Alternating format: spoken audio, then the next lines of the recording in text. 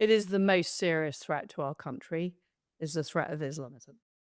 Our so-called leaders are exhibiting willful blindness to the very real threat the UK is facing. On the day, a former British Prime Minister went on the record to declare Islam as the biggest threat facing our country. The Prime Minister, Slippery Starmer, chose to, at a Muslim business summit, sit next to a woman called Saima Aslam, who has genuinely argued that Islamophobia is more dangerous than ISIS. Yep, that ISIS. That ISIS that killed 22 Brits, including young girls, watching Ariana Grande at the Manchester Arena. As Nigel Farage put it, what on earth is Keir Starmer doing? Well, I know the answer to that, depressingly. He's playing sectarian politics to secure the Muslim vote. And if you think I'm exaggerating in any way, here is that tweet sent in 2015. Islamophobia is more dangerous than ISIS. ISIS will burn out, but Muslims are underestimating the far-right threat. Absolutely sick. But this is the company our PM chooses to keep, while denying the Southport massacre was an Islam terror attack. Well, today, in a bombshell interview, the British MSM, I think, will completely ignore this one, former Prime Minister Liz Truss has made an important intervention. Watch. The rise of Islamism in the UK and the basically open border policies that the UK has had for so many years is impacting the future of the UK. It is the most serious threat to our country, is the threat of Islamism. And the same is true across continental Europe. So we're seeing a rise in crime against women and girls, a rise in the number of rapes. We have these appalling cases of the Pakistani grooming gangs preying on underage girls, being covered up, essentially because the Labour Party don't want to lose Muslim votes. Can you tell us a little bit more about that? You've mentioned it on other interviews, but I don't think the American audiences really understand that. This has been going on since at least the 1990s. What has happened is girls age 11, 12, 13, 14 have been groomed by men in the Pakistani community, largely, into sex. They've been tortured. They've been raped. In some cases, they've been killed. And some of the perpetrators have been brought to justice, but they haven't had very long prison sentences, and some of them are out again. There's evidence the local police were complicit. So 2 members of the South Yorkshire Police were found to have participated in what happened. There is evidence that local councils and local councillors were complicit and were aware about what was going on. And the government have refused to have a public inquiry, even though it's estimated that 100,000 girls could have been involved. I mean, it's on a huge scale. Charles is completely right, of course. And it's because she's prepared to speak about this type of thing, which is why the deep state finished her off. It's just like Thatcher, who was right in 2001 when she declared, "I don't wish to have what they call a multicultural society." I hate these phrases. Multicultural society. A multicultural society will never be a united society. And can I just say it's very obvious who is stoking the division and violence? Take this save the date, posted by the Labour MP and hard left extremist Zarah Sultana. And this afternoon, she has just upped her rhetoric by comparing Reform UK and Nigel Farage to the National Front and the BNP. That is offensive, that is ludicrous, that is spiteful, that is specifically designed to incite violence and division. As Reform UK's chairman Zia Youssef put it, this is a disgraceful tweet to make against a fellow MP who requires round-the-clock protection due to credible threats to life. If Keir Starmer had any ethical standards, he would sack you. Given he does not, you and your entire government will be sacked at the next election, and the man you are threatening will be your Prime Minister. And just a reminder, folks, that Sultana is a woman who Starmer readmitted to Labour just this month. Let me share you this exchange with Reform's Rupert Lowe, which is also very telling. Rupert said, "I would say this is beneath you, But I think you're such a deeply unpleasant individual that wouldn't be accurate. I'll put it simply so that even you can understand. Zarah is a horrible woman. She responded, "Did you write this tweet or was it Elon?" And Rupert said, "It doesn't take a genius to know you're an idiot." Now, this comparison from Sultana of Farage and Reform UK to the National Front and the BNP probably explains why Nigel Farage continues to tack to the left on a whole load of issues. But this is something that overnight, former Reform Deputy Leader Ben Habib has argued against. We hope to move the centre of gravity to the right. And then having done that, people like Kemi, Nigel Farage, including Nigel Farage, by the way, who you may have noticed is slinking off to the left as he pursues power, they can feel comfortable actually saying what it is that they mean. There's a lot there I want to unpack, but first of all, on that point about Nigel Farage slinking to the left, do you think that's a noticeable tack over the past, 6 months or so? Yeah, dramatic tack. I mean, it may not be obvious to the electorate because these things, get obscured particularly in the case of Nigel, with his reputation, which is of a firebrand right-wing politician. But actually, if you look at what Nigel's been up to, he's done a number of interviews in which, for example, he said he's not worried about the rate of demographic change of the country. He's not in favour of mass deportation of illegal migrants. These are two things which the Trump administration were absolutely banging the drum about. He's taken on some dubious candidates, in my view. He put forward Charlie Mullins as a candidate for Reform UK. Charlie Mullins was an avowed Remainer, and perhaps he had a Damascene conversion, but he hadn't, because on the day that he revealed himself as a potential candidate for Reform UK, he said he would still join the EU, given a chance. And that means Charlie Mullins doesn't understand what it is he's standing for in reform, or reform has shifted. Probably a bit of both. And here's the thing, you've got Zarah Sultana comparing Reform UK to the National Front and the BNP. You cannot win over these people. You cannot win over the mainstream media. Stop trying. I understand where Nigel's coming from. He is top of every national poll at the moment. But I just want to make sure that we don't have every important policy watered down. Farage actually played in safer territory today by slamming Nut Zero and promising to reindustrialize Britain. But first, you know how often I talk about the need for free speech to be protected online. This really matters. So I've been thinking a lot lately about the need for personal protection from snoopers, bad actors, and hackers online. But the great news is I have found a fail-safe solution. And what's more, this VPN, otherwise known as a virtual private network, is a life changer when it comes to providing you entertainment and information from anywhere in the world. So let me introduce and tell you about Surfshark. It is an incredible and easy to use service that encrypts all your internet traffic, meaning your online activities stay safe so you can shop, stream, browse, and conduct your banking online in complete privacy. But actually, the benefits of Surfshark go way beyond keeping you safe online. It also allows you to access your favorite entertainment and news shows and channels, including streaming services like Hulu, iPlayer, HBO Max, and Peacock, no matter where you are. Or if you have a favorite show, this happens to me a lot, that happens to be blocked on Netflix, Amazon Prime, or Disney Plus, within seconds, you can be watching as if you are in another country.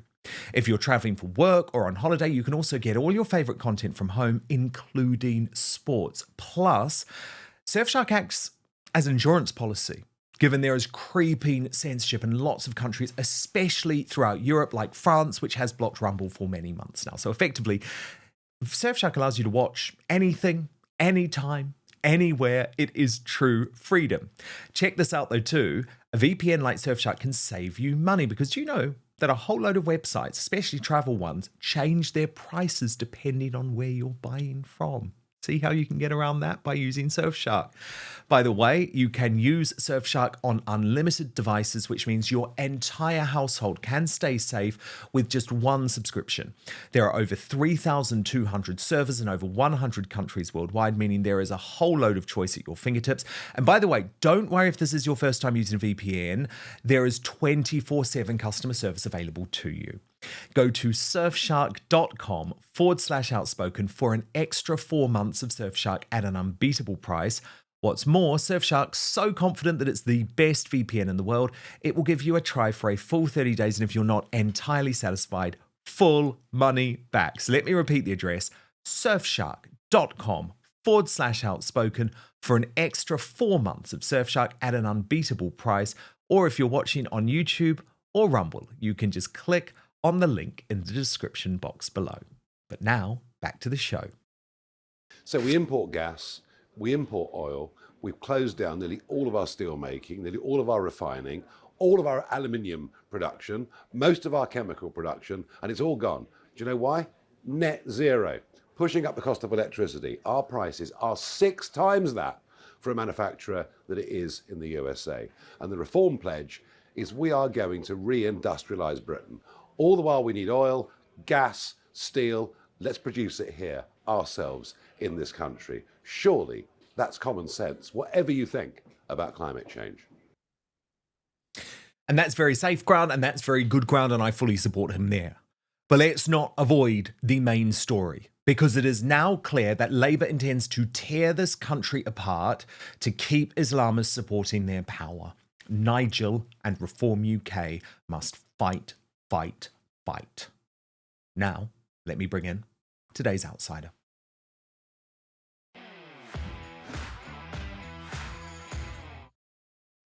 Father Calvin Robinson. So Zarah Sultana, back in the Labour Party, she is now their hard left extremist attack dog, comparing Reform UK and Nigel Farage to the BNP and the National Front. This is a tactic, isn't it? It's a very sad and very transparent tactic, but it absolutely is a tactic, yes. I've just come from the ARC conference, the ARC, Alliance for, oh gosh, I've forgotten what it's called now, for Responsible Citizenship, which is basically all of the centre-right conservatives in this country coming together, the thinkers, the think tanks, the political minds, coming together to come up with solutions.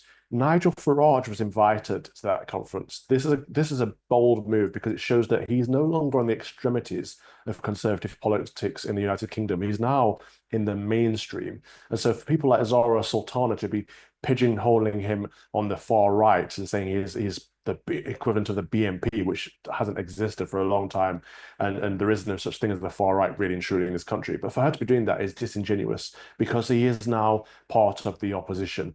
The Reform and the Conservative Party are both together the Conservative opposition in the United Kingdom right now. There's been a huge amount of reaction, Father Calvin, to her specific post on X, which a lot of people are saying was inciting violence. Mike Southwest wrote, "Hi, Brumpolies. How do I report this as incitement to violence by Zarah Sultana? This is very clearly inciting people to keep an elected MP from visiting your city. Please reply on here because I suspect a very large number of people will want to formally report this crime." Reform UK's Nicholas Lasac posted, "Threatening a fellow MP is disgraceful. You should be expelled from the Commons. And just so you know, thousands of reformers and I will be in Birmingham to stand with Nigel against you lefty bullies." And Martin Daubney, on a similar theme, wrote, "Lefty bullies strike again. Now the exact thing they accuse you of. Zarah would need a fainting couch if a Reform UK MP did this to anybody from the left." And I do just think, Calvin, it is worth taking a moment to think about that. Let's just say Rupert Lowe, the Reform UK MP, posted on X a picture of Diane Abbott with a cross over her face saying that she was banned from Great Yarmouth. He would have the police knocking at his door, Calvin. You make a good point. What if the shoe was on the other foot? The problem is they don't care. The hard left, the radical left, they do not care about morality. They just want to attack. And so they dislike their opposition. And what they'll do is they'll bend and flirt with any rule they can to get away with attacking them. They don't care if they're being offensive. They don't care if they're being insulting. They don't care if they're potentially inciting violence. And so it doesn't matter if we say, well, what if we did the same to you? Again, it will just go over their heads. And so what can we have? What do we have left? How can we hold them accountable for this kind of? It's just bad politics, really and truly. I'm not Farage's biggest fan, but I 100% support him on this. I think this is despicable for the left to be doing this. So what do you make of what Ben Habib had to say in that interview with The Spectator? Because his suggestion is that Nigel, in terms of dealing with this threat and this pressure, I guess, is tacking to the left on a whole load of issues. So I'll give you a couple of them that I'm particularly concerned about. He has raised the possibility of supporting the idea of UK troops in Ukraine, which I think is nuts. He has also publicly disassociated himself from the AfD, the Alternative for Germany, which is likely to do very, very well in the German elections this weekend. I find it quite sad, to be honest with you. The AfD are going to do fantastically, and all of the mainstream politicians in America are saying support the AfD. So are the Conservative politicians... Even JD Vance, even the Vice President. Indeed, the Conservative politicians in Britain should be doing the same, because there's a high likelihood that they'll get in. And then what? Then you have Conservatives in politics in Germany who are not greeted favourably by so-called Conservatives in politics in the United Kingdom. It's so daft, and this has always been my biggest criticism of Farage, that he wants to be liked by the people that will always hate him. He should be hardline Conservative. He should say, yes, of course, support the AfD. Yes, of course, we don't want to send any British troops to the Ukraine, a corrupt regime, which just this week is talking about cancelling elections because they're afraid that Zelensky wouldn't get elected if they hold another election in the country. You know, this pinnacle of democracy. Our democracy must be protected by removing free and fair elections. Insanity. And then we're talking about sending British troops on the ground over there for a foreign proxy war. Anyway, Farage should just say, look, no, I'm not playing this game. Channel 4 is always going to hate me. The BBC is always going to hate me. I don't need to be invited on Channel 4 or the BBC. I'm going to say what needs to be said. And I think if he did that, his voters would back him. The fact that he's bending with the wind just makes people think, oh, is he really on our side? And again, I don't trust him for those reasons, but I want to. I want to have someone who has our back. And he's the least worst option at present. So come on, Nigel, get a backbone. Yeah. I mean, look, I'm... You know, I totally agree. I think Nigel definitely is the best option we've got. For me, it's just about Nigel, don't give in to them. And I completely agree when you're talking about the media. By the way, very briefly, the mainstream media is having a total freak out here about the fact that Donald Trump has dropped some truth bombs about Zelensky and revealed that during our conversation with him, Zelensky revealed that told Trump that half the money that the United States has given has disappeared. But look at how our journalists react. So this from Dan Hodges, the Mail columnist. Okay, Kemi Badenoch, Nigel Farage, Liz Truss, Suella Braverman, Richard Tice, you usually have a lot to say. Where are you on Trump now? Come on, let's be having you. There are very few black and white moments in politics, but this is one of them. Who is prepared to say they stand with Zelensky and Ukraine? And who is prepared to say they stand with Trump and Putin? It's that simple. And it's like, no, this is why the MSM get it so wrong, because it's not that simple, Calvin. And Boris Johnson, as much as he was brilliant for delivering Brexit, should never have stopped a peace plan in Ukraine all of those years ago, because the country is destroyed. The economy internationally has been destroyed too in a lot of ways. And hundreds of thousands of people have either had their lives destroyed or been killed. Dan, over $100 billion has gone to the Ukraine from the United States since this so-called war broke out. Over $100 billion. That's taxpayer money. That's hardworking individuals across North America. Their money has gone over there. And for him to say half of it's gone missing, where has that gone? The country needs to be held accountable. The leadership needs to be held accountable. And actually, if I was the president of the United States, I'd say, okay, well, therefore, no more money is coming to you. If you're losing half of what we're giving in aid, you're not getting any more aid. It doesn't work for our people. It's actually disgraceful that Zelensky could suggest that. And of course, we know that a lot of the money that's going to Ukraine is going to BlackRock. They've said this publicly. This isn't me being a conspiracy theorist. They're saying that BlackRock is rebuilding the Ukraine. Now, the Ukraine is still at war, so the rebuilding process shouldn't have commenced yet. However, it has. The money is going from the US taxpayers to the Ukrainian government to BlackRock, and then where does it go from BlackRock? That's the question we want to know. Which directors of BlackRock are also politicians in the West? Who is making money out of this proxy war? That's what we should be asking. It's a massive money laundering operation. It's corrupt to high heavens, and people seem to think it's about saving democracy in the West at the same time as democracy is being cancelled in the Ukraine as we speak. Thank you so much for watching Dan Wootton Outspoken. Please click on my face just to the bottom left to subscribe to this brand new independent news source and turn on the notification bell so you'll be alerted to our brand new live shows, uncancelled interviews, and special royal episodes. Outspoken is also now available as a podcast, so you can listen to the show every weekday on the go, wherever you are.